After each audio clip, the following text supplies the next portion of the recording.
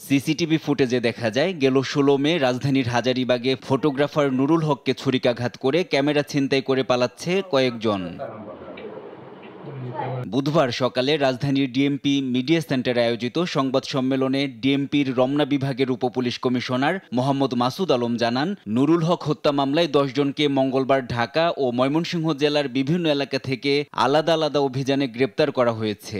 এ সময় তাদের কাছ থেকে ২টি ডিএসএলআর ক্যামেরা এবং হত্যাকাণ্ডে ব্যবহৃত একটি চাপাতি, একটি রামদা ও একটি বড় ছোরা উদ্ধার করা হয়। তারা তার পথ রোধ করে বা রিক্সা আটকায় দিয়ে তার কাছে যে ক্যামেরাগুলো ছিনতাই করার চেষ্টা করে, মানে নেওয়ার চেষ্টা করে, তখনই এমন পালায় গেল, চলে যেতে পারলো। ওখানে কিন্তু নুরুল হককে ওখানে ব্যাপক আকারে গুরুতর জখম করে মাথায়, ঘাড়ে, হাতে, বুকে এগুলো বিভিন্ন জায়গায় স্ট্যাবিং করে তারা কিন্তু পালিয়ে যায়। এদিকে একই দিন জিগাতলায় ডক্টর মালেকা বিশ্ববিদ্যালয় কলেজের অনার্স ৩য় বর্ষের শিক্ষার্থী আলবি হত্যায় ধানমন্ডি ও হাজারীবাগ এলাকায় ধারাবাহিক অভিযান পরিচালনা করে ৪ জনকে গ্রেপ্তার করেছে পুলিশ।